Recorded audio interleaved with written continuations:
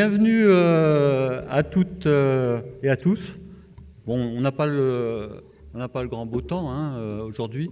Enfin bon, on l'a eu pendant un moment. Puis de toute façon, il n'y a pas de fenêtre dans la salle, donc vous ne vous rendrez pas compte.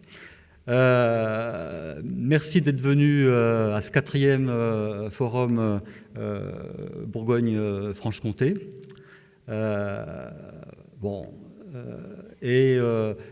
Ce qu'on va faire tout de suite, pour vous réveiller un petit peu, on essaiera de le faire. Bon, c'est d'une part, Sévena va vous expliquer comment ça fonctionne, notamment dans l'organisation de la journée, parce que certaines personnes partaient déjà dans les ateliers, alors que là, on a une petite séquence. Et puis ensuite, on va vous parler de quelques éléments par rapport à notre travail, à votre service en Bourgogne-Franche-Comté. Alors, Sévena Rélan, que tout le monde connaît, je te passe la parole. Merci Denis. Donc vous l'avez compris, vous avez reçu le programme, j'imagine. Vous l'avez aussi reçu ce matin. Donc on va commencer ensemble pour réévoquer les actualités régionales.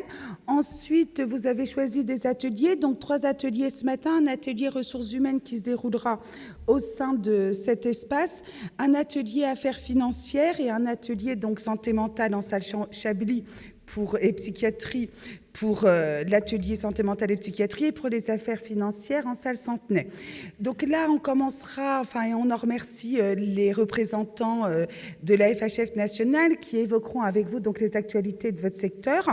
Et ensuite, bien évidemment, une pause d'une 30aine de minutes pour ensuite réintégrer donc vos salles respectives et échanger autour de thématiques donc pour les ressources humaines sur les évolutions du management des ressources humaines, pour les affaires financières sur les nouveaux modèles de financement attendus et sur psychiatrie et santé mentale sur l'ouverture des frontières. Ensuite, bien évidemment, une pause déjeuner qui nous permettra donc d'échanger. Ensuite, cet après-midi, Denis reprendra la parole pour nous présenter les actualités nationales et vous retourner à nouveau en atelier sous le même format avec une présentation donc par les différents pôles de la FHF nationale pour les affaires médicales, pour la communication également avec le CHU de Dijon et pour l'atelier grand âge et handicap. Une pause d'une demi-heure, ensuite une table ronde avec différentes problématiques, soit sur l'exercice médical à l'hôpital, les évolutions pour le premier atelier. Pour le deuxième, les clés, comment soigner l'image de son établissement pour l'atelier communication. Et pour grand âge et autonomie, nous évoquerons les nouvelles compétences que nous avons ou que nous aimerions avoir au sein de nos établissements. 17h, clôture des ateliers, dernier coucou. Pour ceux qui se sont inscrits, on vous propose donc une visite du musée de Dijon, le musée des Beaux-Arts, avec un rendez-vous à 18h20. Alors, on acceptera les 10 minutes de retard. 18h20, donc, devant le Palais des Ducs. Et une soirée donc au caveau de la maison Philippe Lebon, une soirée festive, un repas où nous aurons l'occasion d'échanger. Demain, nous nous retrouvons pour ceux qui seront là les 2 jours. Nous évoquerons ensemble donc travailler à l'hôpital humain au cœur des mutations avec une ouverture de discours officiel à compter de 9h, une pause d'une demi-heure. Ensuite, nous avons la chance d'avoir Laura Lange, qui viendra, une conférencière, qui viendra se creuser les méninges pour faire le ménage dans nos pensées et nos actions, suivie d'une table ronde sur le management des ressources humaines qui reste au cœur donc de ce colloque. L'après-midi, nous nous retrouverons avec Enguerrand-Ambran sur l'évolution des pratiques et notamment les innovations technologiques et les évolutions technologiques et organisationnelles, et nous terminerons donc également avec une table ronde. Eh bien, écoutez, je vous propose qu'on commence dès maintenant sur les actualités régionales. Alors, la première diapo, si tu... Non, je crois que c'est pas le bon support. Ah oui, ça, c'est pas le bon, ça.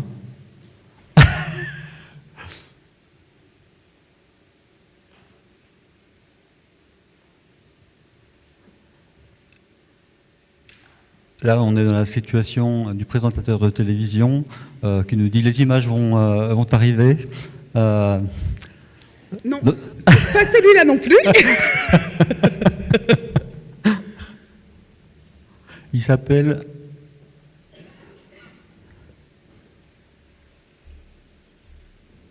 Voilà, c'est ça.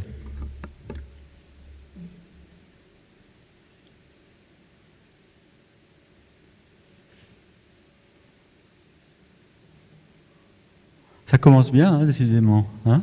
Bah,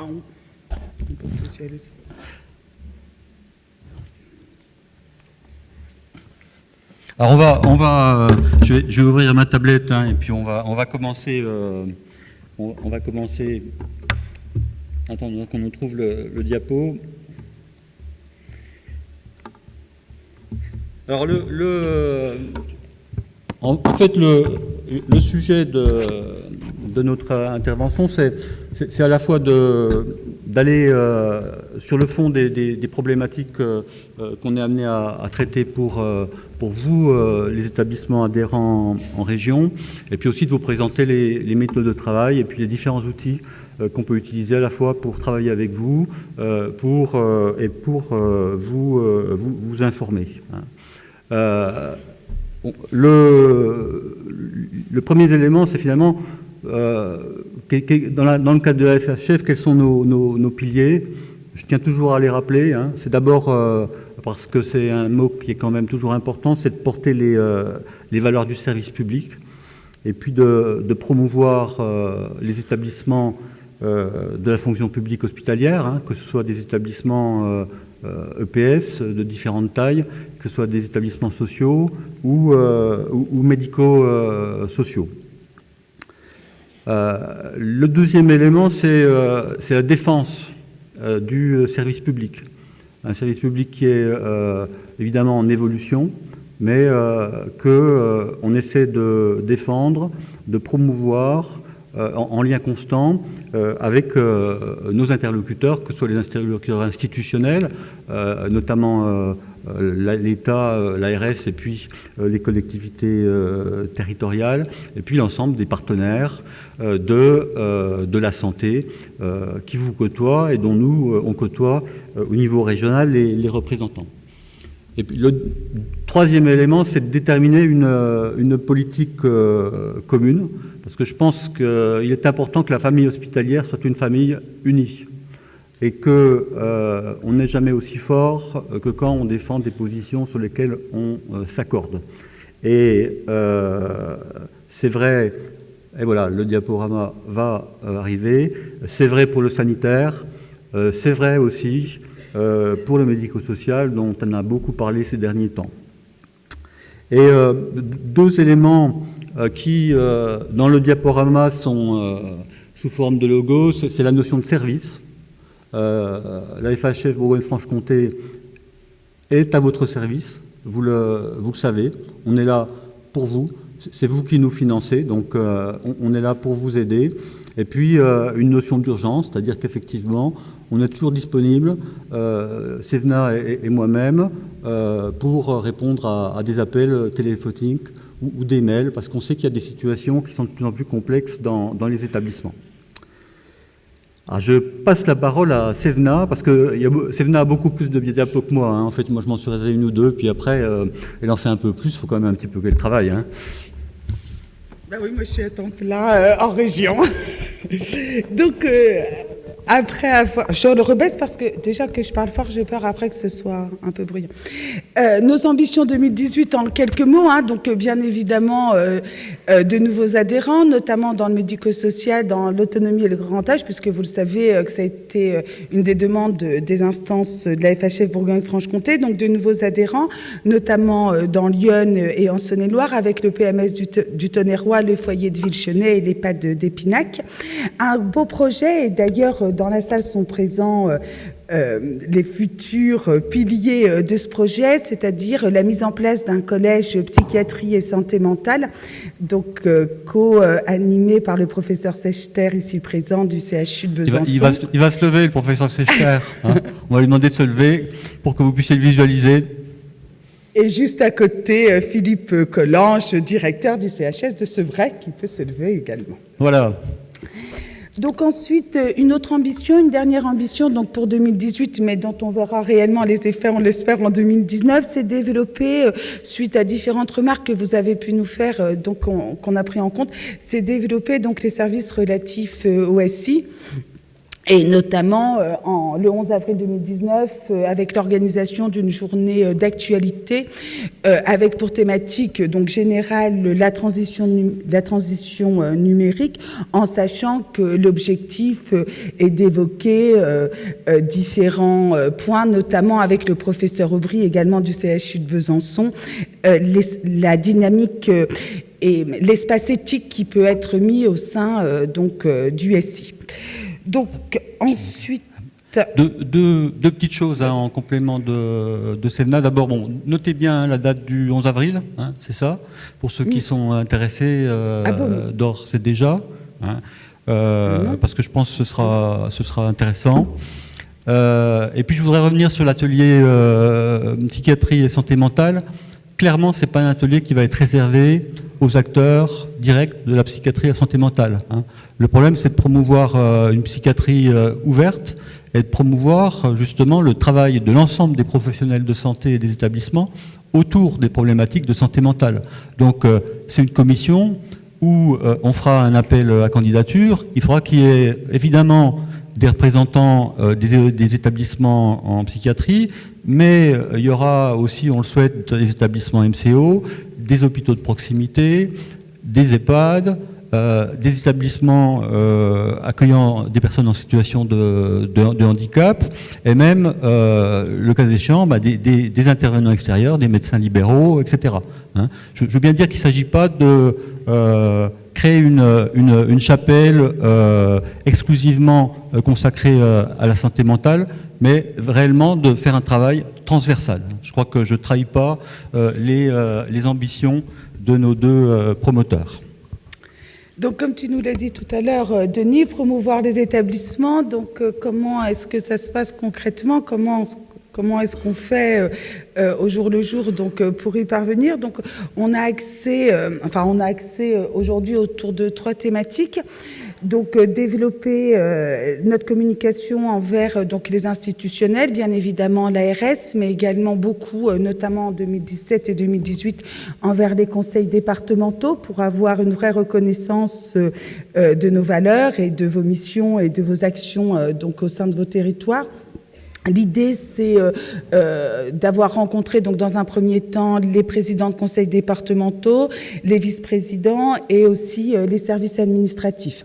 Donc, dans les faits, aujourd'hui, ça se traduit par des coécritures de courriers et surtout des demandes de notre part envers les conseils départementaux, notamment pour le secteur médico-social et handicap, vers soit la reconnaissance de la spécificité du secteur public hospitalier pour une valorisation bien souvent financière.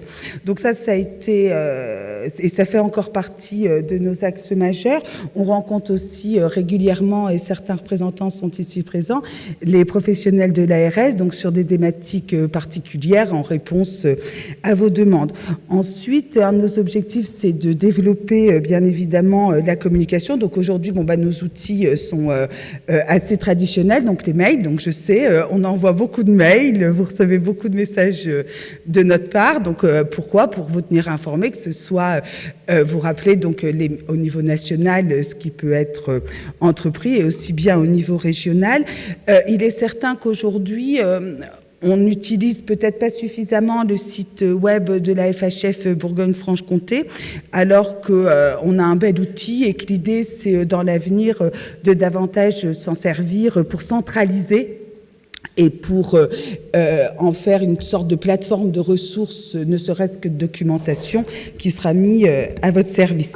N'hésitez pas, vous le savez, quand on envoie des mails, on a des listes de diffusion, on refait régulièrement, on vous sollicite pour la mise à jour. N'hésitez pas à nous indiquer si toutefois vous avez des changements au sein de vos établissements qui puissent impacter ces différentes listes de diffusion. Très clairement, par rapport à ça, il ne faut pas hésiter. Dans une liste de diffusion, ajouter des noms, ça ne pose pas de problème. Donc, en fait, sur un secteur donné, RH, vous pouvez très bien, si vous le voulez, si vous le souhaitez, que l'ensemble des agents de la DRH soit dans la liste. Hein. Ça ne pose pas de problème. Donc là, c'est la politique de l'établissement, mais vous le faites. Et puis, dernier élément, moi je veux vraiment insister sur le travail qui a été fait avec les départements. Hein, parce que, et puis je voudrais remercier Sevna hein, de l'avoir fait principalement, parce que on a quand même beaucoup écumé la région, à la fois les élus et les services départementaux, et maintenant, je crois pouvoir dire que dans la plupart des départements, on est reconnu comme des interlocuteurs qui sont repérés, identifiés, et puis dorénavant, on a même un certain nombre de départements qui nous consultent avant de prendre des décisions. Et je crois que ça c'est important parce que la FHF, vous le savez bien, dans le médico-social et dans le secteur également du handicap, n'était pas suffisamment identifiée à ce niveau-là. Et maintenant, parmi les fédérations, je crois qu'on est parmi celles qui sont les plus actives dans ce domaine-là, tant par rapport d'ailleurs à l'ARS que par rapport aux conseils départementaux.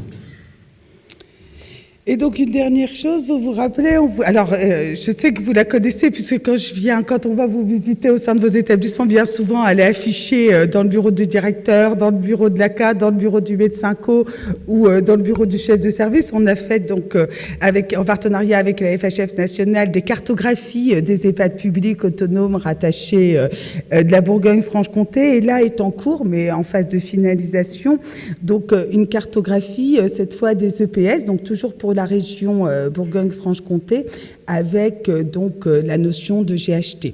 Donc aujourd'hui, on ne va pas pouvoir vous la diffuser, d'autant que certaines modifications, certains paramétrages sont encore à préciser, mais dans les mois à venir, nous mettrons donc ce document à votre disposition avec des possibilités de reproduction de votre part.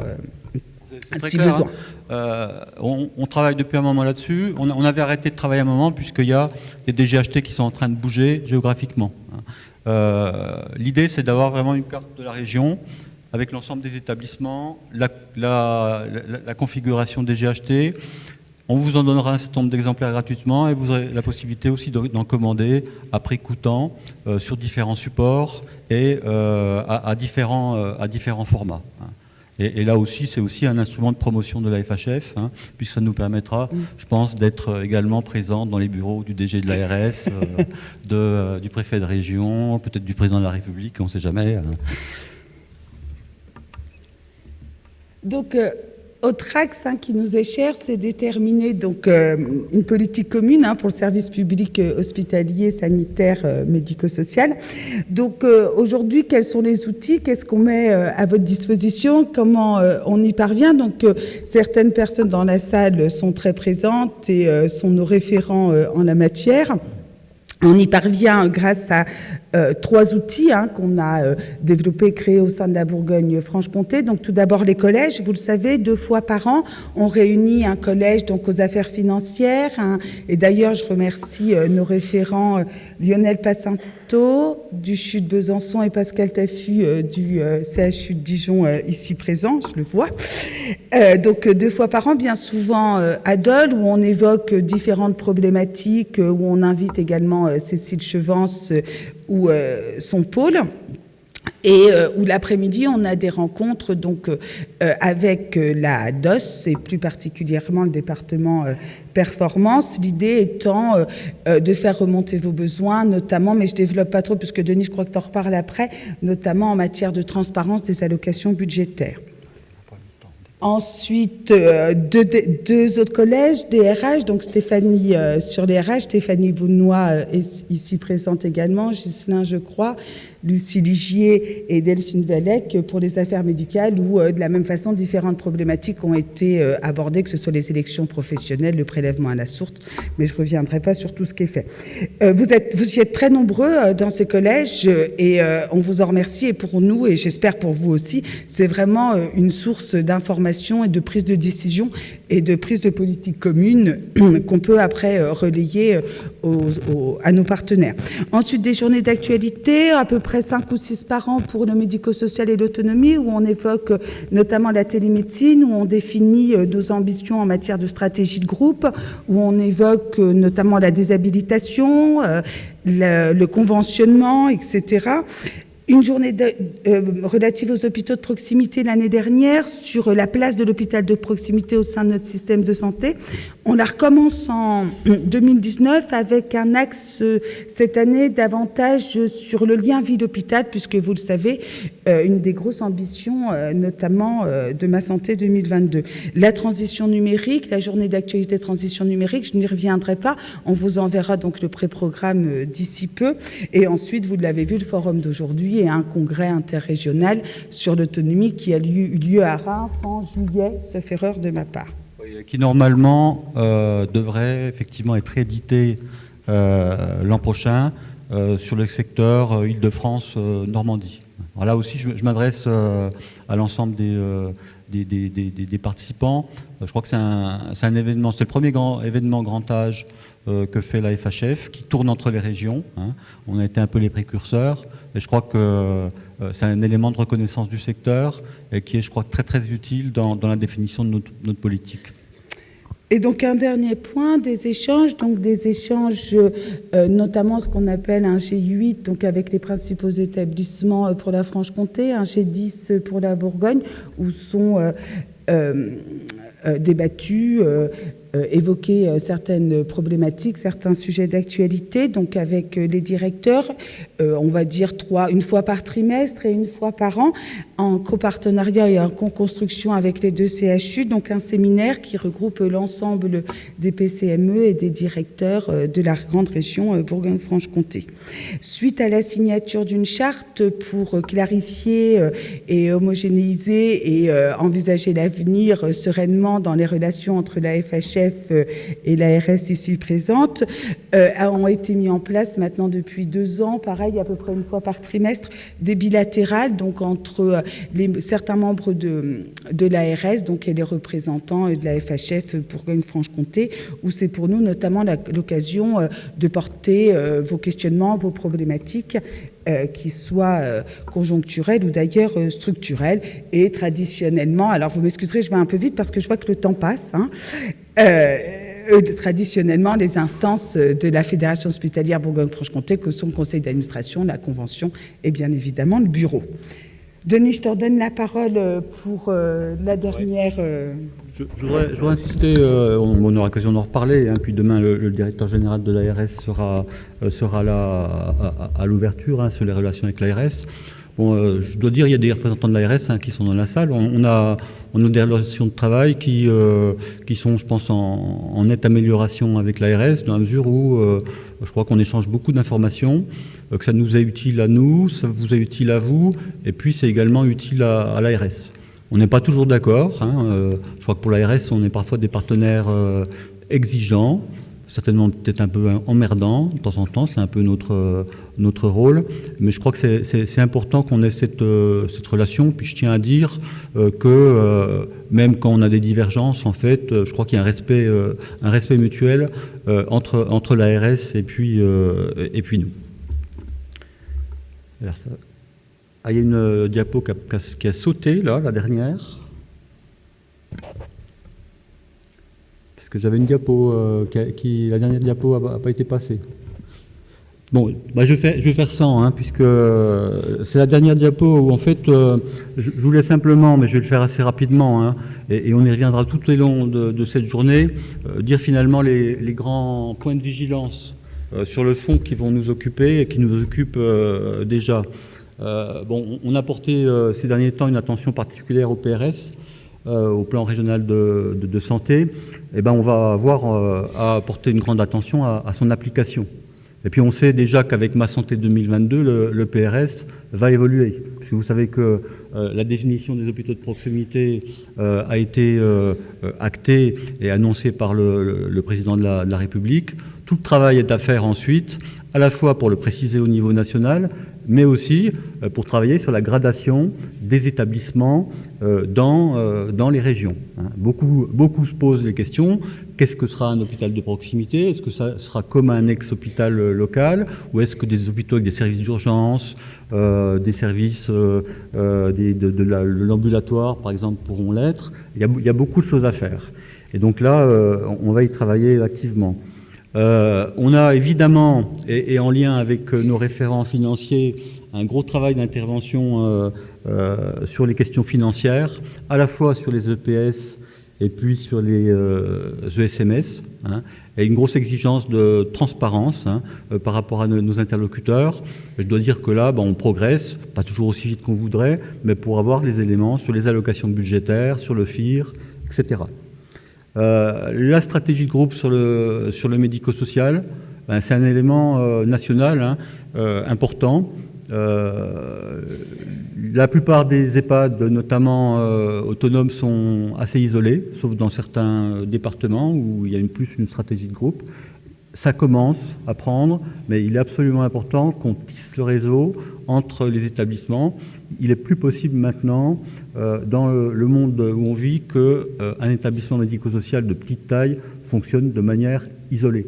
Ça ne veut pas dire fusionner tous les établissements, ça veut dire simplement mettre en commun des moyens, ça veut dire réfléchir ensemble et avoir une stratégie commune au niveau des territoires. Là, le capacitaire, c'est un point qui intéresse beaucoup les EPS. On a eu des discussions avec l'ARS à ce sujet, puisque dans le cadre des dialogues de gestion, on nous a annoncé des réductions possibles de lits, tant en chirurgie qu'en médecine, qui étaient assez importantes. Très clairement, on a dit que ce n'était pas acceptable. On a beaucoup à discuter là-dessus. On n'acceptera pas des ratios qui viennent de Paris et qui déterminent le nombre de lits dans les territoires, alors qu'on sait très bien que, notamment en médecine, on n'arrive pas à héberger les patients et que les gens couchent dans les couloirs des urgences. Donc là, on a un gros travail à faire avec l'ARS à ce sujet.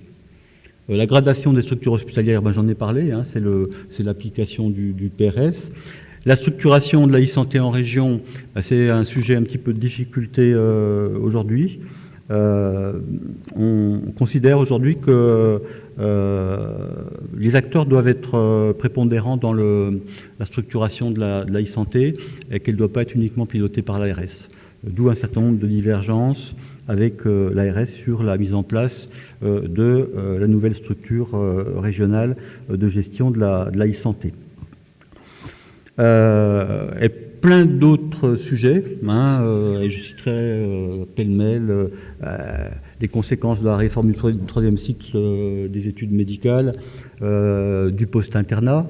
Je me tourne vers des directeurs des affaires médicales, ils savent de quoi je parle, et les directeurs d'établissement aussi. C'est quand même un problème majeur, comme d'ailleurs est un problème majeur, et il faut là aussi qu'on passe à la vitesse supérieure, c'est le cas au niveau national, mais au niveau régional on va faire, sur le problème de l'attractivité, parce qu'on ne peut pas accepter la situation de certains établissements hospitaliers de la région aujourd'hui en matière d'effectifs médicaux.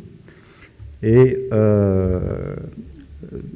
enfin, je pense que je finirai sur le médico-social en disant que, comme au niveau national, et on en parlera, Zéna Briet demain en parlera également, il faut réellement qu'on défende les spécificités de l'offre publique dans le médico-social, que ce soit le médico-social personnes âgées ou le médico-social handicapé. On défend l'idée que dans le médico-social aussi, il y a une notion de service public, parce que c'est nous qui hébergeons les plus fragiles et qui hébergeons les plus vulnérables. Et ça, on sait très bien que nos partenaires privés, surtout lucratifs, ne le font pas, ou le font à des tarifs qui ne sont pas accessibles au plus grand nombre. Voilà. Cette petite présentation, on a un petit peu dépassé le temps. Et donc maintenant, on va vous demander de rejoindre les ateliers dans lesquels vous êtes inscrits. Alors, c'est affiché ici. Alors, les personnes qui sont inscrites dans l'atelier ressources humaines restent dans cette salle. Les personnes qui vont dans l'atelier santé mentale vont salle Chablis. Alors, il suffit d'aller en direction de la sortie, hein, enfin de l'entrée, et c'est à droite en sortant. Et puis, affaires financières, c'est salle Centenay. Les deux salles sont l'une à côté de l'autre. Par contre, je demanderais pour l'atelier des ressources humaines que les personnes qui participent à cet atelier puissent se regrouper un petit peu vers le bas de la salle. Hein. L'amphi est grand, et puis je pense qu'il faut, c'est beaucoup plus commode pour les intervenants d'avoir un public qui est plus proche. Ça facilitera les échanges. Et si Stéphanie et Lucie veulent bien venir vers moi, ce serait gentil. Et Marie Houssel d'ailleurs. Et passez une bonne journée. Et surtout, essayez aussi de vous changer un peu les idées. Oui. Je crois que Marie, elle est pas...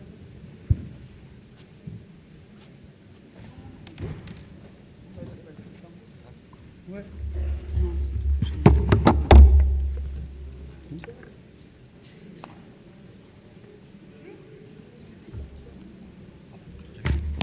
Ah bon?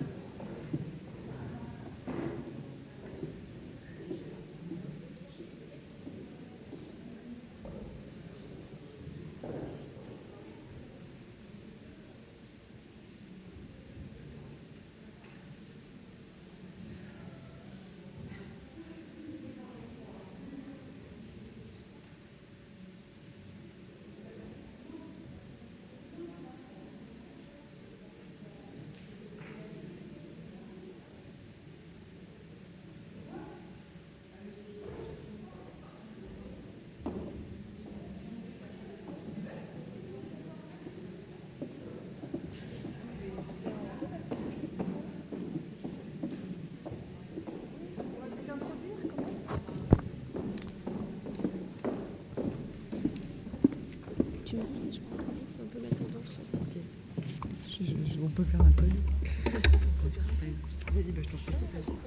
Bonjour à toutes et à tous. On l'a déjà dit, mais si vous voulez encore redescendre, on se sentira moins seul, parce que nous qui voulions créer un peu de convivialité, l'espace s'y prête difficilement, mais on va se chauffer et ça va bien se passer. Donc une introduction rapide avant de passer la parole à Marie Houssel de la FHF. Merci de venir nous voir en région. Je pense que les collègues sont toujours preneurs des actualités fraîches que tu peux nous apporter. Donc tu vas nous faire un petit point d'actualité pendant un quart d'heure, plus si tu le souhaites, une petite pause, et j'aurai le plaisir d'animer avec Stéphanie une table ronde qu'on a pensée assez large pour nous ouvrir l'esprit en ces temps parfois mouvementés pour les DRH, réfléchir sur nos pratiques avec des regards extérieurs et quelque chose qu'on souhaite vous proposer, et j'espère que nous allons atteindre notre objectif. C'est vrai que notre quotidien est quand même fait, si je prends juste les quelques réformes que nous avons à appliquer sur ces semaines, on n'arrête pas. Hein, on sait pourquoi on se lève et on sait pourquoi on est fatigué le soir, hein, entre le prélèvement à la source, les impôts, voilà, tout ce que l'on... En tout cas pour les principaux sujets qui peuvent nous occuper, c'est là tout particulièrement, hein, les restructurations, la vie du groupement, les formations liées au groupement hospitalier, voilà, les mutualisations. C'est vrai que c'est aussi important d'arriver à prendre un moment de réflexion et de recul sur notre travail, le sens de notre travail, et du coup aussi pour accompagner nos équipes dans l'évolution nécessaire des missions de ressources humaines. Je laisse la parole. Merci beaucoup. Moi, je tenais à vous remercier, à remercier la Fédération hospitalière régionale Bourgogne-Franche-Comté, Lucie Liger et Stéphanie Bounois, de nous avoir invités au niveau de la Fédération nationale sur ce temps d'échange avec les DRH de votre grande région. Ce que m'avaient proposé Denis et Sévéna, c'était de vous faire un retour. Alors peut-être pas sur l'actualité, parce que je crois que vous avez eu une réunion régionale il n'y a pas très longtemps. On avait essayé effectivement de vous parler de tout ce qui était prélèvement à la source. On va avoir aussi une grosse actualité sur la fin d'année et puis sur le premier trimestre 2019, qui sera la préparation du projet de loi fonction publique. Qui sera quelque chose qui nous mobilisera, enfin qui nous mobilise déjà dans le cadre de la concertation sur le nouveau contrat social qui est piloté par le ministère de la fonction publique et qui comprend 4 chantiers. Un chantier sur le dialogue social, sur l'évolution du recours au contrat, un autre sur l'évolution des modalités de rémunération et un dernier sur l'accompagnement de carrière. Ces 4 sujets sont importants, mais autant vous dire que le chantier relatif au dialogue social nous mobilise tout particulièrement, puisqu'il s'agit de la mise en place à terme de l'instance unique. C'est un projet de loi sur lequel on reviendra régulièrement vers vous. C'est une concertation sur laquelle on revient déjà régulièrement auprès des DRH de CHU et des DRH de notre réseau national, puisque comme vous le savez, on réunit régulièrement les DRH qui sont les DRH référents en région pour faire le point avec eux, et c'est avec eux qu'on va construire notre position sur ce projet de loi. Mais voilà, on communiquera là-dessus, on communique déjà et on reviendra vers vous sur ce point. On voulait plutôt profiter aujourd'hui de ce temps, où, effectivement, comme le disait Stéphanie Bounois, où on se pose malgré les contraintes au quotidien, sur les résultats du baromètre des enjeux RH, qui montrent une très très forte mobilisation des établissements en faveur de la qualité de vie au travail, et ce malgré une contrainte budgétaire très très forte. L'idée était vraiment de vous faire une restitution, parce que vous avez peut-être participé à ce baromètre. Il est important pour nous parce qu'il permet de sonder, vous, vos sujets, vos prises de position, pour pouvoir ensuite nous les porter au niveau national. Ça montre, comme je disais, la forte mobilisation des DRH en faveur de la QVT, et c'est l'occasion également pour moi aujourd'hui de vous présenter notre rapport sur la qualité de vie au travail, dont vous avez peut-être pris connaissance, mais qui est important pour nous parce qu'il permet de montrer l'articulation entre les différents niveaux d'intervention sur la qualité de vie au travail. Certes, le niveau de l'équipe, le niveau de l'établissement, mais également la nécessaire cohérence avec le niveau national. Et puis, bien sûr, on verra comment on continue de se mobiliser. Alors, tout d'abord, sur le retour sur le baromètre des enjeux RH, il s'agit pour nous de la troisième édition. On a 283 réponses, c'est à peu près 25% des DRH des établissements adhérents. Ça démontre vraiment votre souhait, enfin ce taux de réponse démontre votre souhait de partager les pratiques et peut-être votre analyse de l'évolution du secteur. On l'a lancé en mai, comme les années précédentes. Il y avait un volet PNM avec 66 questions, 68 pour le PM. Et puis, on avait fait un focus, enfin un questionnaire plus restreint pour les établissements médico-sociaux. On a eu 196 réponses de DRH et parfois de DRH dames, 87 réponses des directeurs d'établissements médico-sociaux, 31 CHU représentés. Donc là, l'idée, c'est de vous montrer les grands résultats. Ce qui ressort, et c'est une constante par rapport aux précédentes éditions, c'est la très très forte contrainte budgétaire qui pèse, puisque la maîtrise de la masse salariale représente le premier sujet de mobilisation des DRH, pour 83% d'entre eux. On a également interrogé les DRH sur quoi, eux, ils auraient souhaité se mobiliser. Et si, en termes de priorité imposée, bien sûr, la maîtrise de la masse salariale, la gestion de l'absentéisme et le dialogue social ressortaient en premier, on verra par la suite qu'ils sont tiraillés parce qu'ils auraient, eux, souhaité développer tout ce qui était compétences managériales, développement de la gestion prévisionnelle des métiers des compétences et les politiques d'attractivité. Ce qui est intéressant de voir, c'est que les DRH arrivent, malgré les contraintes extérieures, à se mobiliser sur tout ce qui est tout de même organisation du travail, conditions de travail QVT, attractivité, fidélisation. Je reviens légèrement en arrière pour faire un focus sur les dames, mais on parlera plus largement cet après-midi des thématiques relatives aux affaires médicales. Mais le premier sujet pour les dames, ça reste les sujets d'attractivité et de fidélisation pour 72% d'entre eux, avec bien sûr pour eux aussi la maîtrise de la masse salariale et enfin l'enjeu de permanence des soins. Il ressortait également du baromètre la perception d'un exercice, d'un contexte d'exercice qui se dégrade. Pour les DRH, pour 48% des DRH, les conditions d'exercice sont plus difficiles. C'est un résultat en augmentation de 9 points. Et pour 63% d'entre eux, il y a plus de personnels non médicaux exposés à des situations d'insécurité. Toutefois, un point qui est à noter, et c'est un chiffre qui va croissant, c'est que 3/4 des établissements, 72% exactement, ont initié une démarche d'évaluation en matière et de prévention des risques psychosociaux. Ça passe par des dispositifs d'aide, de sensibilisation de l'encadrement, la mise en place de groupes de parole ou de cellules d'écoute. Dans les établissements médico-sociaux, ce sera plus sur les conditions de travail et la gestion de la charge de travail. Mais le point le plus important selon nous, c'est qu'il y a une augmentation de 17 points des établissements qui nous disent avoir engagé une démarche en matière de QVT. On atteint aujourd'hui 89%. 54% dans les établissements médico-sociaux. Mais on a vu que les établissements médico-sociaux avaient initié sous l'appellation prévention des RPS des actions qui touchaient vraiment aux conditions de travail et qui pourraient à terme améliorer également la QVT.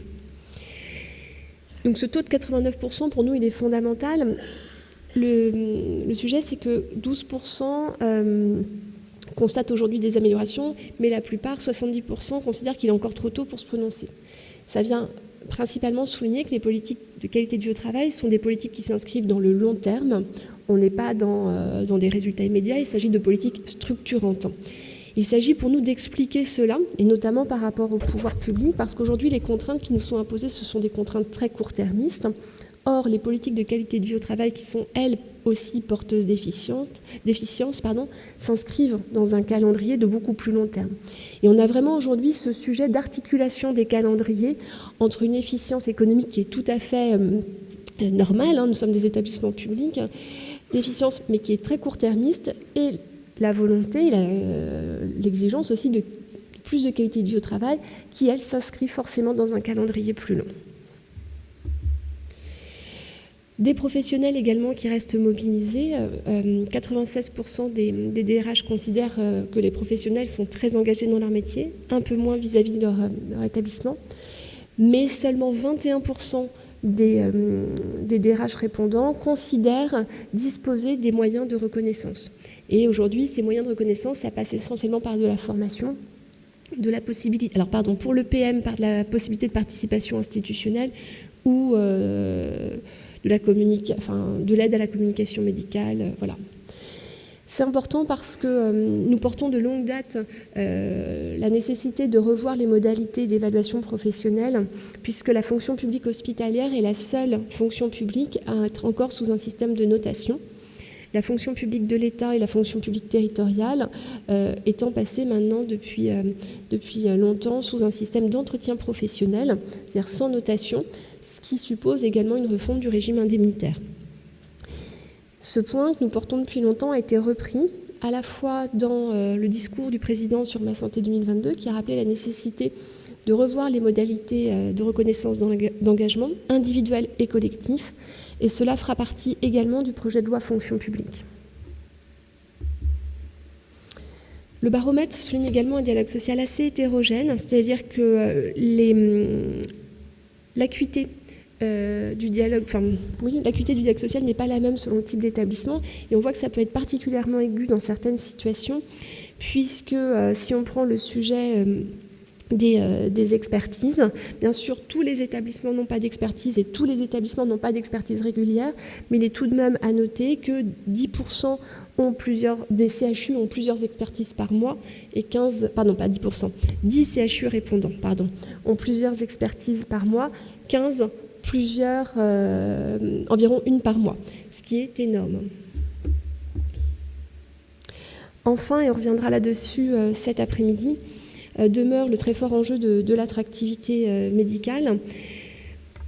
puisque c'est un sujet de mobilisation, on l'a vu tout à l'heure, pour 3/4 des directeurs des affaires médicales qui ont répondu au baromètre.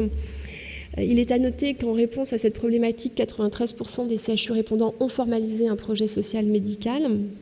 Ce n'est pas nécessairement formalisé dans les centres hospitaliers, ce qui ne signifie pas qu'il n'y a pas des actions qui sont déployées. 42% des établissements ont également formalisé un engagement pour l'accueil des étudiants au travers de la signature de la charte d'accueil des internes.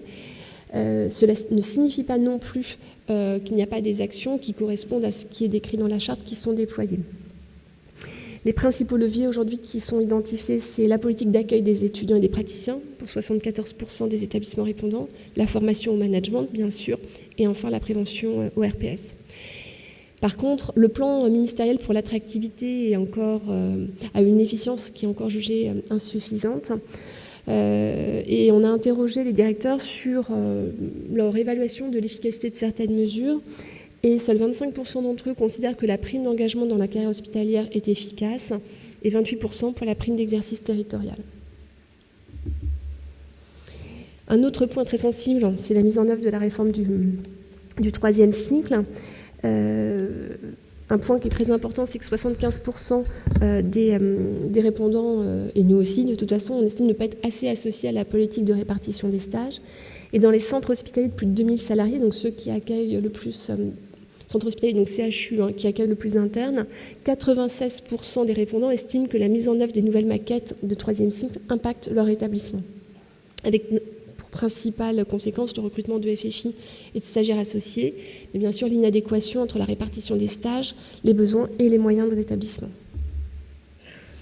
Rapidement, parce que sinon je vais complètement déborder, sur les GHT, demeure un enjeu de déploiement et d'appropriation.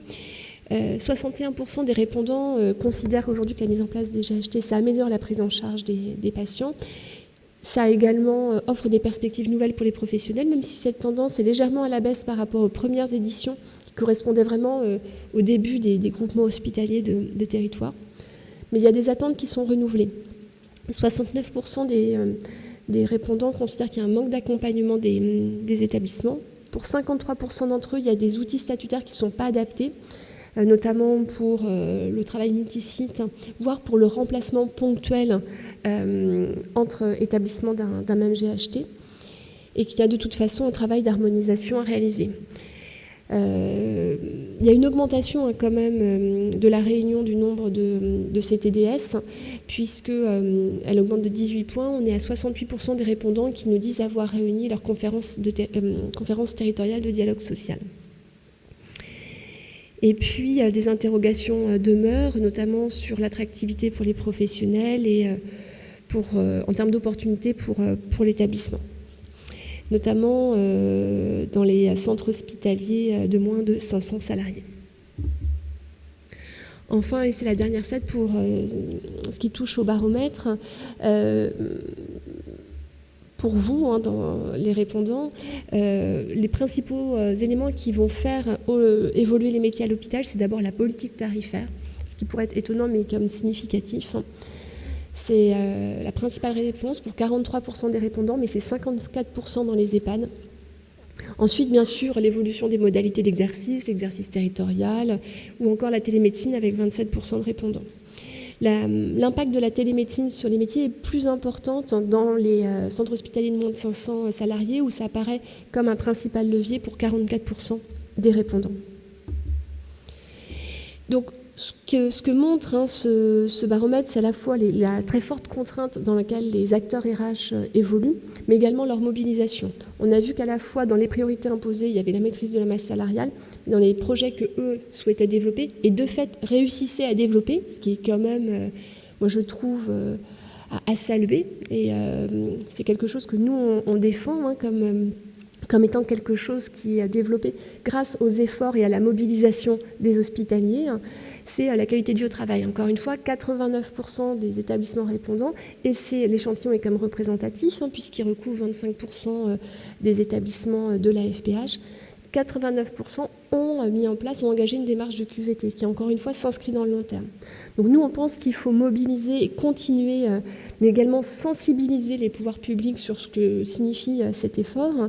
C'est pour ça que nous avons travaillé un rapport sur la qualité de vie au travail que nous avons mis en ligne. Et sans vouloir déborder, je vais vous présenter rapidement les principales lignes.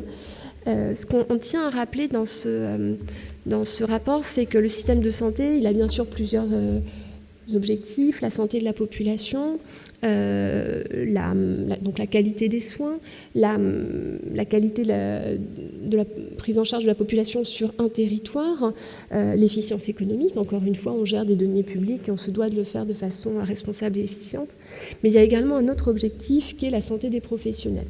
Et si on veut que ces 4 objectifs soient congruents, il faut pouvoir faire des arbitrages. Alors aujourd'hui, ces arbitrages, ils sont faits au niveau des équipes, ils sont également faits au niveau des établissements, mais encore faut-il que cette réflexion sur le juste équilibre entre ces différentes dimensions, il ait été pensé au niveau national.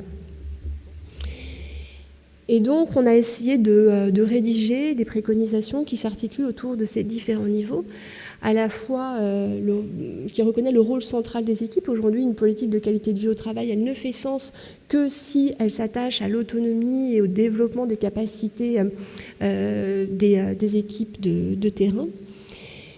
Mais en même temps, les équipes ne peuvent pas développer de politique de QVT si elles ne s'inscrivent pas dans une démarche explicite et portée institutionnellement par leur établissement. Mais pour que leur établissement puisse politiquement porter ce type de politique, encore faut-il qu'ils s'inscrivent dans un environnement lisible et favorable au niveau national. Nous avons donc rédigé 20 préconisations au niveau micro, c'est-à-dire des équipes, la littérature, et on s'est basé sur une revue de littérature scientifique, montre la nécessité d'un fonctionnement autonome des équipes avec la promotion d'espaces de discussion sur le travail et la promotion de démarches participatives de résolution de problèmes et d'amélioration de la qualité par les équipes.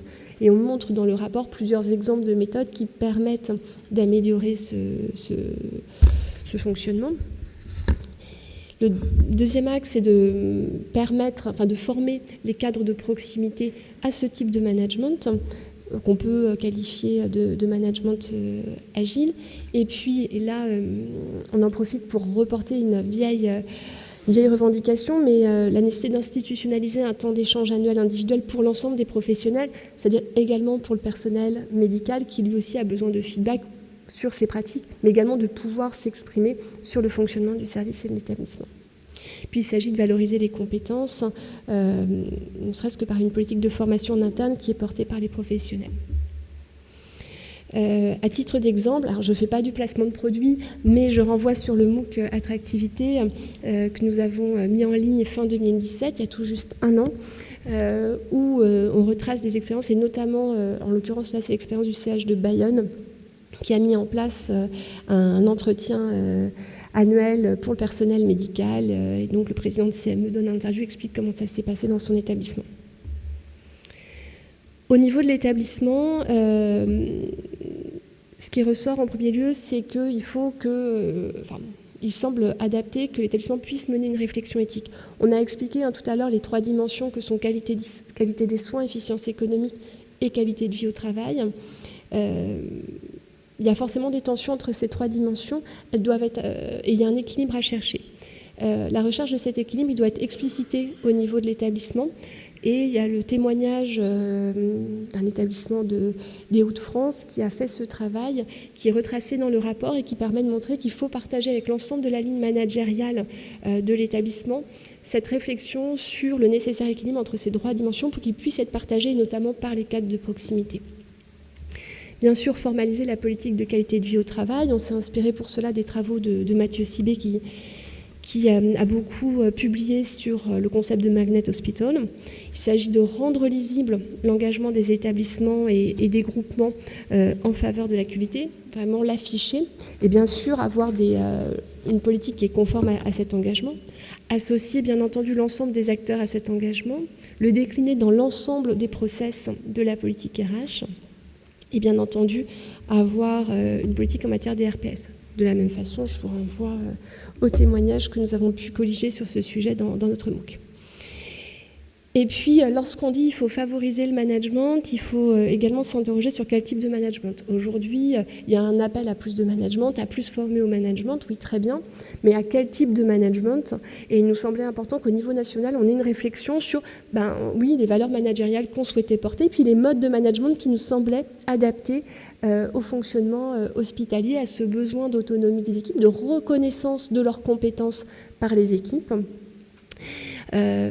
On précise donc dans le rapport le concept de servant leadership qui est précisé dans la littérature, qui correspond à un management qui reconnaît les compétences des professionnels et qui fonctionne dans ce type d'environnement que peut être un établissement hospitalier. Et puis bien sûr reconnaître et accompagner le management médical. Enfin, il faut que cet engagement de l'établissement il fasse sens avec un engagement national, au risque de se retrouver contraint par des injonctions nationales qui ne font pas sens par rapport à la dynamique de l'établissement. C'est pour cela qu'on appelle à un consensus national sur l'équilibre entre les trois dimensions que sont qualité des soins, qualité de vie au travail et efficience économique. Pour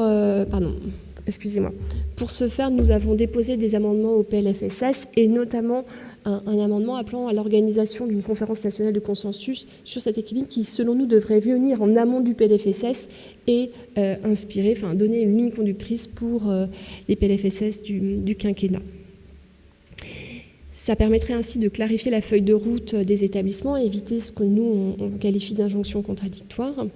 On appelle également à la réalisation d'une étude d'impact sur la QVT des mesures législatives et notamment du PLFSS. Bien entendu, développer la culture managériale, mais on en a parlé. Garantir la confiance des pouvoirs publics avec un repositionnement des ARS. Et puis, conforter les stratégies locales de médiation, de conciliation et de médiation dans le respect des principes de neutralité et bien sûr de confidentialité.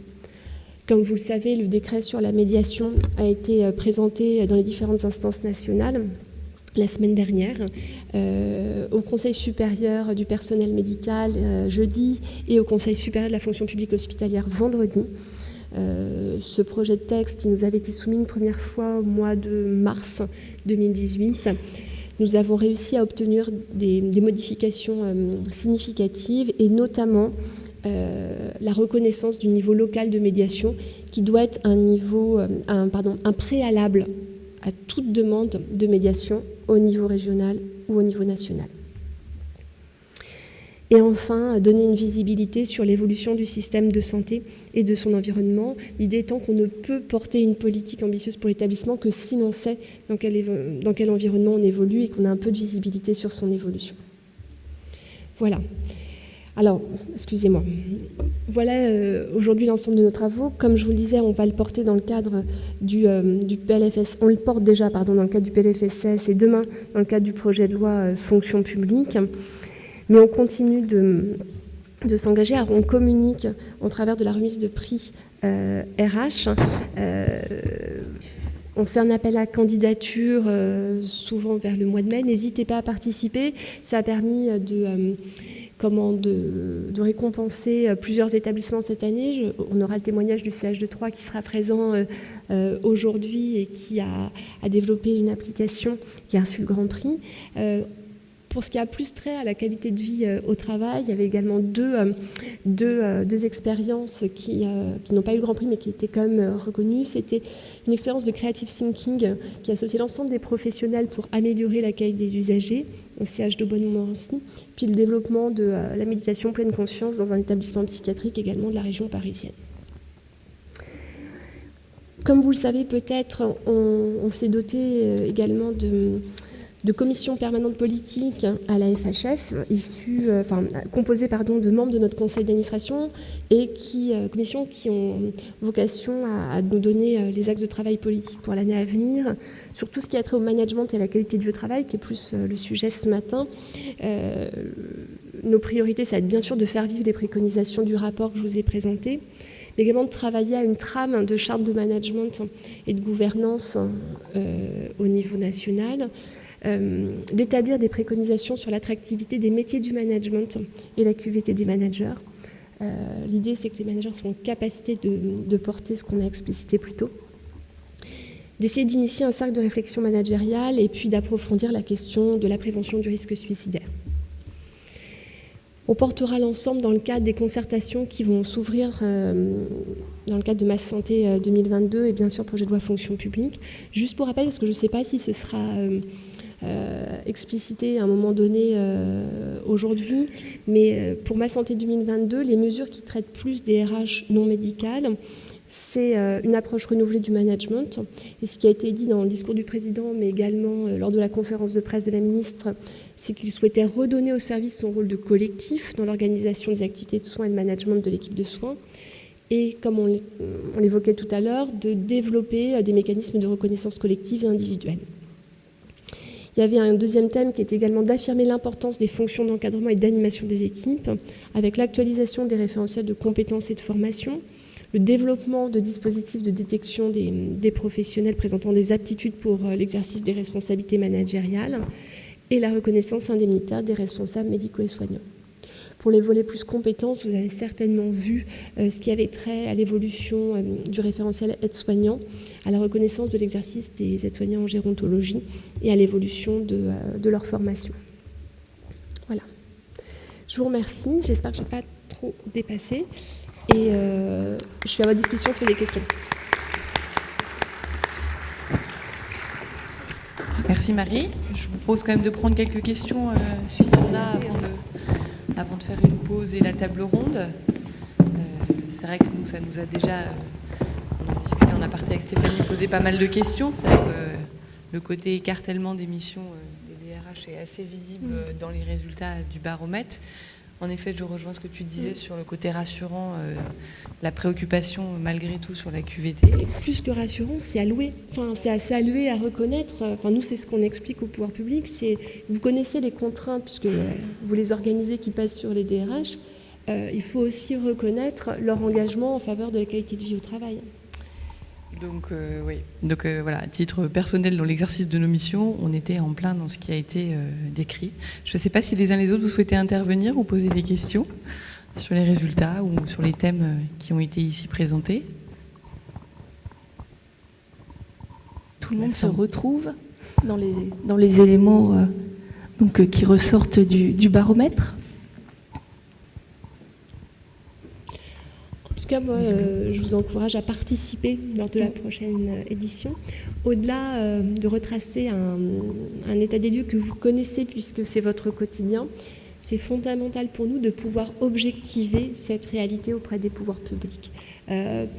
Lorsqu'on prend position, on ne s'appuie pas sur des exemples qu'on a pu récolter au téléphone ou parce qu'on connaît un tel. Non. L'idée est de vraiment montrer la réalité hospitalière et de l'objectiver. Et c'est fondamental parce que sinon, voilà, c'est de la revue de presse et ça n'est pas pertinent. On a vraiment besoin de pouvoir montrer votre mobilisation et vos sujets d'inquiétude. Quand on regarde notamment les résultats sur la réforme du 3e cycle, 96% des établissements qui ont plus de 2000 salariés, ça, la plupart de ceux qui accueillent des internes, qui considèrent qu'il y a un problème dans la répartition des internes, c'est quand même un chiffre qui est extrêmement significatif. Bon, donc on va vous permettre de prendre un petit café et vous retrouver ensuite pour la table ronde. Merci Marie. Voilà, à plus tard.